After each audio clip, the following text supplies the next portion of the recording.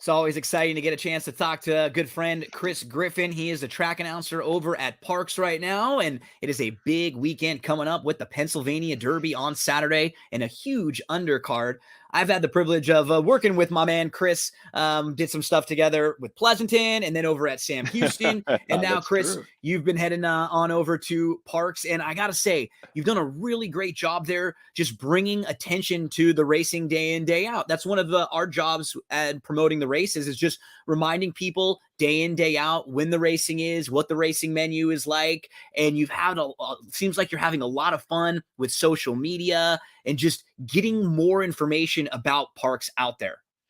Yeah, man. Hey, good to be with you once again. I like texting you, and it's always like you're always, hey, it's me, it's Gino, and I'm like, hey, it's me, CG. I need you want to start talking some races and whatnot. But yeah, brother, it's one of those things that we're here to promote, as you said, and we're here to make sure that on a day-to-day basis, people are following along with the races because of course, the big days are great. 13 races, a big card that we're going to dive into and talk about graded stakes racing action, $1 million races. These are all things that we can highlight. But I've always talked about covering horse racing as a professional sport and being able to have the opportunity to get on the backside because the horses are always here. That they're stabled here and we race year round at Parks, so you don't have that season where everyone leaves and then you kind of shut the engines off and then you come back. When you race year round, you have an opportunity to continue to tell that story on a weekly basis. So it's been nice to do that.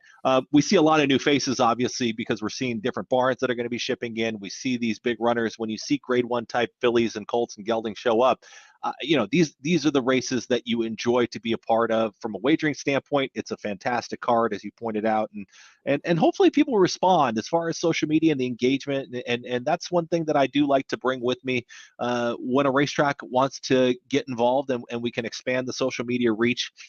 We do it as much as we can. We want to make sure that we're passing along the right information. And I understand some people sometimes they want to get up to the date information right there on social. It's just tough to do that sometimes. Sometimes you got to make sure that we know what's Correct is going better. on Correct before just releasing the info. Yep. You know what I mean? Yep. And things like that can happen.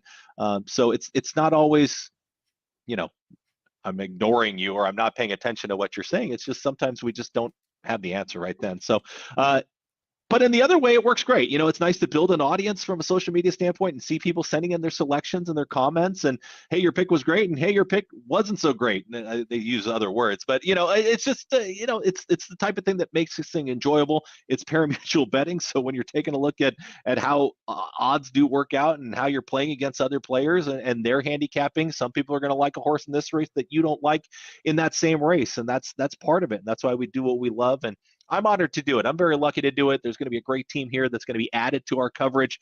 Really looking forward to that part. And as always, man, it's good to just chat with you for a little bit, hang out and talk some horses. There's nothing wrong with doing that as we get set for a big day. But 2 grade ones, $1 million each. It doesn't get much better than that. It's really great. Yeah, if you give Parks a follow on social media, we're just getting to know some of the people over at Parks a little bit more. Videos, little tidbits, fun TikTok stuff that you've been getting into here and there.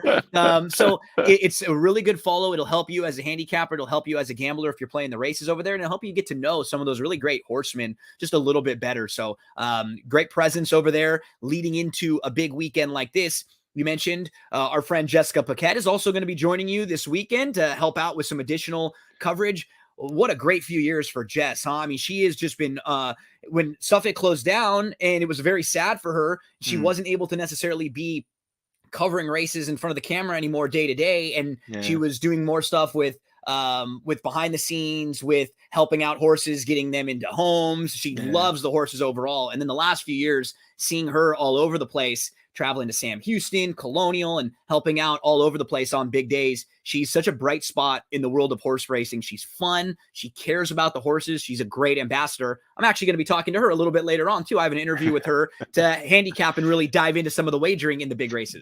That's actually why I decided not to give selection, so I don't have to duke it out with Jessica and go toe-to-toe with her picks. But great respect for Jessica Puckett. She is we met through she was actually recommended to me for Sam Houston as we were talking, and I was down there and we were looking for expanding our coverage and adding to our team, and she came recommended, and we just got a chance to know her there, and we become friends ever since. She's just, I call her a star because she is. I mean, I thought I worked hard. If you if you want to see somebody that works hard and is everywhere and can somehow squeeze a full marathon in that weekend, Every and then morning. also have pedigree knowledge and then handicap races, and then make sure she's got the fashion lined up. I mean, she can do it all. She's really just such an impressive individual and a good human being. So it's nice to have her along, and she makes my job a lot easier on a big day like this, because she can take a lot of those duties on as far as the handicapping, the paddock previews, and doing what everyone likes to see trackside, and being able to get up and close.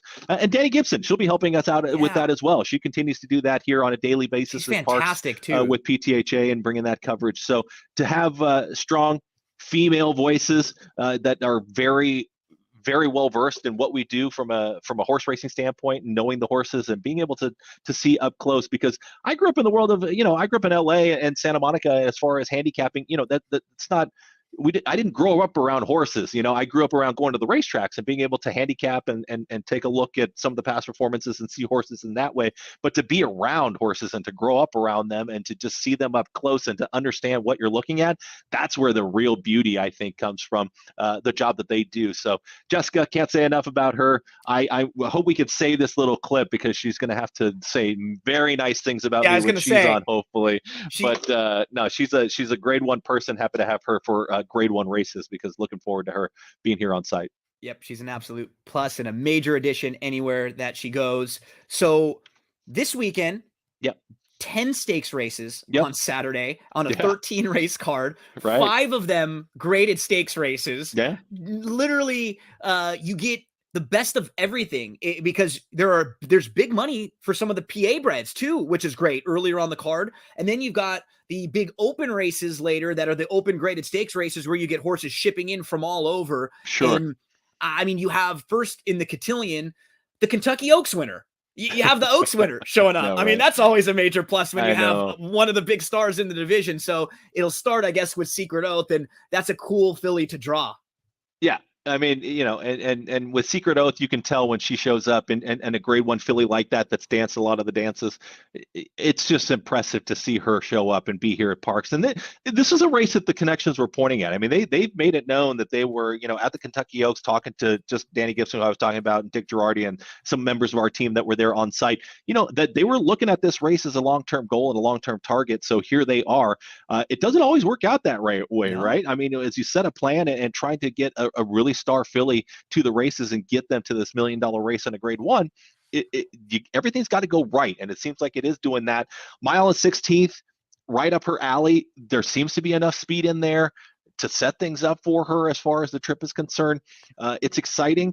We have appearances by Jameer Nelson, the St. Joe's Hall of Famer. He's going to be here on track. We got an appearance by Brian Dawkins, the Philadelphia Eagles Hall of Famer, of course. So when you got a horse named B-Doc in the race, and Brian Dawkins is going to be making an appearance, and the horse is 20-1, I mean, I don't know how the stars can align any better for those Eagles fans out there that really want to get involved, right? When you got the 3, B-Doc, Frankie Pennington, 20-1. They got a lot to be happy about this year too. That football team is a good squad. I think they're one of the best.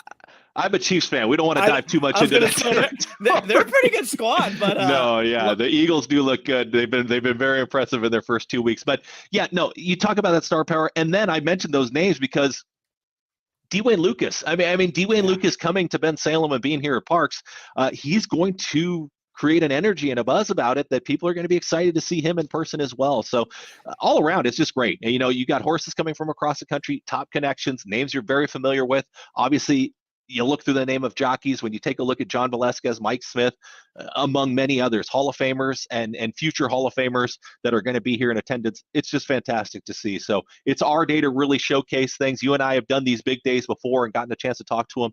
It's that same energy. It's the same type of mentality that you take in, because these are the big days that we want to put on our best product. We want to make sure that people are enjoying the wagering action. We want to make sure it's safe out on the racetrack for the horses and for everybody that's involved. And that all leads to a great day. So there's some favorites on the card too. So I thought that was kind of interesting. I looked through as I was pouring through some of the past performances, not to get too much into the handicapping, but there are some favorites in here that are going to take significant action. I wouldn't know about vulnerable, but I think that there are cases that you can say you can take shots. Maybe, You can feel okay lining up to take shots against them. I agree. Right. Yes, they're fair racing. It doesn't seem like necessarily just head and shoulders above standouts based on like, diving into the handicapping part. And you were talking about the who's who. If you were just listing the names in the entries for the cotillion, Todd Pletcher and Irad Ortiz Jr., Bob Baffert and Mike Smith, Todd Pletcher and John Velasquez, Chad Brown and Joel Rosario, D. Wayne Lucas and Luis Saez, Todd Pletcher and Flavian Pratt, Florent Giroux and Steve Asmussen. Literally like the who's who when it comes to trainers and jockeys teaming up, and that's in the cotillion. So the names are all there this weekend. No, that's for sure, man. Those big names and being able to see them. And because I'm here at Parks, I got to give love to our locals too. Butch Reed, Sunday Morning Matcha, the Pennsylvania bred. He even said, and from a handicapping standpoint, he thought they were a little bit closer than they wanted to be last time. So I would take a look at Morning Matcha being a little further back. Paco Lopez got to know her. He's been aboard her now the last 2 starts, but that was more of a situation of the race. The way that the race shaped up, Morning Matcha was just up closer to it than she usually likes to be. I think she'll be further back, and I think she gets that pace. And I could not be happier for Adam Bowman. Look, Beach Days is going to be a huge number, right? She's going to be a big long shot in there, but they're taking a shot. Yes. This horse works here. She's been here. She's been a great story. Adam Bowman has been nothing but, and you talk about our coverage and being able to go on the backside and be able to get interviews and whatnot and be able to get access. You have to have willing participants. You got to be able to get the jockeys and trainers that are willing to sit and chat with you for a bit. Adam Bowman has never said no. He's just been a fantastic ambassador, and he's been able to talk to us and really get to know him more as a rider. And it's nice to be able to do that early on in the year, in the wintertime and into the spring. And to now see him get this opportunity, you can tell what it means to him. You can see him on the rail as he just kind of looks out of the racetrack, and you can understand what it means to be in a Grade 1 race. Is he going to be a huge number? Yes. Is he going to be on a big long shot? Yes. But for him to achieve that and reach it, and he's very self-aware. If you watch his interviews, he knows kind of his zone. Can he get at, can he continue to win more and more races? Absolutely. But he's a family man. He does a great job. So, and I know you weren't discounting him. I wasn't saying that, not it's at just all. like the big names and whatnot, are great. And it's also great to see that local flair too, because it kind of just brings it all together, right? It just brings everything into that Grade 1 experience. This is where the Robert Reeds take a shot. Yeah. When you're a local trainer who wins a ton of races there, you have horses that know this track. And maybe they're not quite as classy as a few others, but they have the home court advantage. They're there. They've been training well, and this racetrack. That's what's so fun about these races, where you have the locals and they face the big horses that are coming in, and everybody gets their chance to shine. And we'll get a chance to see so many horses have big moments and big opportunities to get into the winner's circle, or to run a big race, or just to become more of a household name for people who are all going to be watching Parks on Saturday. So let's get to the big. Go ahead. Yeah, go sorry. ahead. And I think just generally speaking, when you see big fields, it does feel like maybe the connections feel like it's an open race. So if you feel like it's a wide open race, take a shot. Got to take a swing here. The Cotillion is race number 11 on Saturday, and then the Pennsylvania Derby is race number 12. We're looking at the field that is drawn right now for the Pennsylvania Derby, 1.125 miles for 3-year-olds. This is one of the best 3-year-old races that we will see all year long. I mean, it is so strong and contentious. There's a field of 11. You have, Zandon, who was your Bluegrass winner and has been in every single race that he's ever run. You have Cyberknife, who was the Haskell winner. You have the Florida Derby winner. You have, all these different horses. Like you mentioned, B-Doc, Icy Storm, just sharp horses who are stepping up and they want to get an acid test and see where they really fit. This is a good group from a storyline standpoint, from a gambling standpoint. Like, it checks all the boxes of a Grade 1 race. Yeah, excuse me. I'm talking a lot this week. So. Oh, you have to save those pipes. You got to save the pipes. No, we're good. Saturday. We're good. Yeah, we're good. When you take a look at the field of 11 like this, 4 Grade 1 winners in the races you pointed out. A lot of the main contenders from a wagering standpoint breaking right next to each other. The We the People price really is interesting to me. This is a horse that, look, there's speed in here, but I don't know that these are a lot of horses that are going to go right to the front. I think some of them are going to have to change their tactics a little bit if they're going to say we're going to be right up there on the front end. Cyberknife did show it seems like some of the bettors are thinking. They changed the tactics up a little bit to go to the front. Maybe it was just the way that the race kind of played out. Finished second, beaten 5+ lengths, but battled back to the inside of Epicenter. We the People at 12-1 off of a beaten favorite effort at West Virginia. 2 starts back, he was one of the favorites in the Belmont, and now all of a sudden he's going to get away at 12-1 in a race where I do think he's going to be showing the tempo. He gets a good post. Taba gets the right trip. I think Taba trips out as far as looking at the type of trip he can get. It looks like Mike Smith can just sit right off of the 6. Tawny Port, I guess, is maybe the X factor in between them, because what does Arad Ortiz Jr. do? Obviously he knows what he's doing aboard a horse, but is this horse going to pretty much take a little further back, which seemingly does seem to happen in some of his running lines, and make that run? If Taba's sitting right off of the 6 We the People into that first turn, then I think you're starting to see it play out as you think it might play out on paper. Whether it ends up that way, we'll find out. But White Barrio is kind of the horse that I think everybody has kind of pointed at, thinking, wow, didn't get the best draw, getting the 11 spot. But I will say this, at 1 1/8 here at Parks, you do have time in that stretch passing us the first time to find position. I don't think Luis Saez is going to, it's not the 1 1/16, a little bit shorter. That's, you got to make that decision obviously much quicker, but 1 1/8, that's going to give you a little bit more of that breathing room to where you can kind of take a look inside and see where everyone wants to be before you have to make a real decision on where you're going to track. White Barrio seems like forwardly places where he wants to be. Safi Joseph Jr. won this race in 2019 with Math Wizard though. So Safi's showing up with 2 horses, obviously thinks he's got a big shot in here to win the race. You talk about the connections again, and very familiar names that we've seen in Eclipse season and wherever else. So it's a grade 1 race. Zandon is a horse that I hear a lot of people talking about. That it's kind of, and I didn't talk about this with Secret Oath, but Zandon is the horse for me that it doesn't seem like there's a gray area with how people are taking a look at the race. I think people are saying Zandon has a huge shot, or people are saying, I'm not going to add Zandon on my tickets. You know what I mean? So I, as a handicapper, I just do think that sometimes you can find those horses where, whether it's right or wrong, people just say it's one way or the other for me. I can't really say, well, maybe he has a shot, maybe sneaks in the try. I don't know. So we'll see if that happens. I think We the People's great value at 12-1. We'll see if that price does hold from a speed standpoint. But with Cyberknife, Taba, all those horses being right there, it's hard to see them not all getting a nice trip, and we'll just see who the best horse is on that day.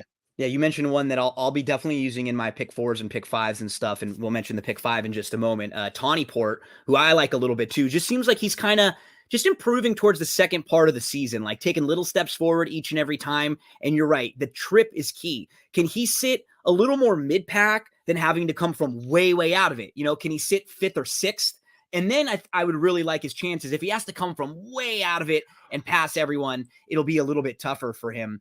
But Zandon will probably be the horse this time, because I loved Zandon last time. I thought the Travers last time was the spot for him, second back. So I'm sure now that I'm off him this time, he'll come back in cash and score. Yeah, and look, if you're, and we were talking about 3-year-olds, and if you're asserting yourself, and I've kind of said this already, but if you're a big Epicenter fan, how are you not a Zandon fan right now? You know what I mean? Like, he's been finishing right behind him. He has not been that far off of him, especially 2 starts back in the Jim Dandy. So if you would say I'm all in with Epicenter in here, we're talking about a horse that was a length and a half back from that horse 2 starts back. He does break from the rail. People feel however they want to feel about rail draws and whatnot here at Parks. We'll see how it does shake out. It seems like he's going to sit back and he's going to make that big run. And whether it's going to be good enough, whether he gets the pace set up, whether they go quick enough, we'll find out. With a little bit cooler temperatures on Saturday, it's going to be a fair racetrack. It does lend to both speed and horses coming from off the pace. So I don't think you're going to, get into that one way or the other kind of thing. Watch it early. Usually when it's a lot warmer, that's the only thing I've noticed. When it's a lot warmer, it's tighter and the track is playing pretty fast. So speed does pretty well. But when we're looking at 70 some odd degrees, I think we'll kind of be in that range for a cooler afternoon, which would be great for just the viewing audience too. A lot of people like to come out when it's just nice weather, kind of getting into the fall. That's really great. And then the other thing, we had a little bit of a passing shower come through. I don't know how that's going to play into the turf. We were good from a condition standpoint on Wednesday on the turf. We'll see what the turf condition ends up being on Saturday with that passing shower that came through. And then they're also taking the turf rail down. So the turf rail was out at 22 feet, going to be at 0 feet on Saturday. So that's an important note for some people out there.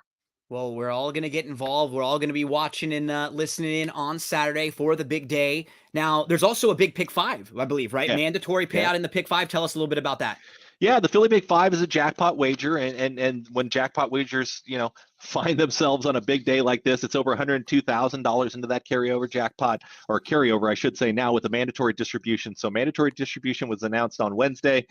Race number 9 is going to be the first leg. So when you take a look at the Philly Big 5 and that wager, 15 horses are entered. Some were MTOs in there in the Turf Monster, which is the first leg. It's a 5-furlong sprint on the turf. It's a grade 3 where I just don't see a horse that's going to be odds on in there to get the win. No. I know a lot of people like That's Right to the inside. He's got speed. It seems like if he breaks well, he's going to have a really big shot in there for trainer Michael Moore. But you can make a case for a lot of horses in that spot that can have a big run, depending on how the turf is playing, the turf rail coming down. I think that should play to any types, whether it's going to be front end speed or whether it's going to be horses coming from off of it. But for first leg of a pick 5 sequence, good luck, huh? To have 13 horses in there where you feel like it's wide open and the favorite is going to draw the rail. And again, however you feel about rail draws, I mean, I think the connections like the rail, whether or not, the bettors like the rail, we'll see. But in a 5-furlong sprint, it's probably going to be go, go, go right when they spring the latch. So that's going to be an exciting start to that sequence. And that's going to be one of those social medias like, oh my goodness, how did I not have that horse? I'm out of it. Or that's going to be one of those like, oh yeah, I'm alive after, this horse won the race. And when you're alive, it'll be part of a pick 5 that is all stakes races. Yep. And the 9th race, you mentioned the grade 3. The 10th race is the grade 2 Gallant Bob. The 11th is the Cotillion that we talked about. And the 12th is the Pennsylvania Derby. So it's a pick 5 with 4 graded stakes out of the 5 races. And then it ends with the alphabet soup. Yeah, the Gallant Bob has only 14 horses entered in there, just too. 14. So you go right into a 13, into a 14. So, again, great job by the racing office. I will say I did see one comment. It was pretty fun. I will give this one a shout because it was funny on social media. Somebody said, like, does Parks even have a number 17 saddlecloth or something like that? That's great. It's funny. I mean, I appreciate that humor in that moment, but it's great. It's great to see big field sizes, and I'm glad we're asking that question because it's great for you, the bettors out there, to get involved on Saturday. Excellent job from everyone over there at Parks, luring all these big horses in to run on Saturday. It's the big day over there. Now, Chris, before I let you go, just going to ask you about one more thing and congratulate you. We just heard some news that you're also going to be calling some of the races over at Aqueduct too. Tell us a little bit about how that all came together and when we'll get to see you over there. Yeah, I appreciate that. Yeah, very lucky, very lucky to have opportunities and continue to call at different racetracks. And obviously I called some races in the winter, this past winter here in 2022. So was humbled and honored to get that opportunity. And yeah, I'll have the opportunity again here coming up in January, starting next year, and be able to be the full-time guy at Aqueduct during the winter, and really looking forward to that. And during that season, the Aqueduct season, really, it's a wonderful opportunity. And I'm just, I'm humbled in these moments because it's just the one thing I don't like to do, tracking outs or not, I don't like to talk about myself. It's well, no, because it's not about you, right? I know, it's about the horses and everything else. Doing the job, and I just kind of have to take a breath once in a while. I'll probably take a breath after Saturday because of everything that's going on here in PA. But yeah, I'm lucky. I appreciate those. Thanks, man. I'm looking forward to January, and we'll take care of business here Saturday and sit down, get with the team, and figure things out. But really looking forward to that. Yeah, it's going to be a fun time this winter for me, professionally and just kind of overall of being a horse racing fan. So looking forward to it. Good few years. We heard that voice in Northern California, then over in Texas. We heard it over at Monmouth Park in New York, now at Parks, just all over the place. Great stuff. And now, with, like you said, with the timing of that, that'll give you the opportunity to call some horses that are going to be running on the Triple Crown races, along the way. And you get the Wood Memorial, and you get a chance to call some horses that'll be in the Derby. Then you get to look at them, at Parks afterwards when they come in the PA Derby. So I'm so happy for you, friend. I know you work hard and you deserve all the good stuff coming to you. Now this weekend, let's have a great day on Saturday. You rest those pipes and anything else you want to mention before we get out of here? No. It's all good, man. Gino, I really appreciate it. I appreciate all the time, man. I appreciate you always jumping in and wanting to promote and do the whole thing. Free hat giveaway, I can mention that. Free hat giveaway if you are going to be on site, so make sure you guys check that out if you're in the Pennsylvania region or just joining us that day. Gates open at 11, first post time 12:05. Looking at a great day of racing, all the live entertainment, everything going on. Just happy to have people and welcome them to Pennsylvania, and looking forward to a huge day. We're going to hear that voice this weekend calling the big races over at Parks. Track announcer Chris Griffin, one of the absolute best out there. Make sure to follow in with everything happening on Saturday over at Parks. Thanks so much for hanging out with us, folks. If you're listening on the podcast, there'll be a lot more coming up, but I'm also going to post this on social media. So if you are, thanks for hanging out, and make sure to check out That's What G Said podcast anywhere you get your podcasts, and let's put some wagers in on Saturday over at Parks.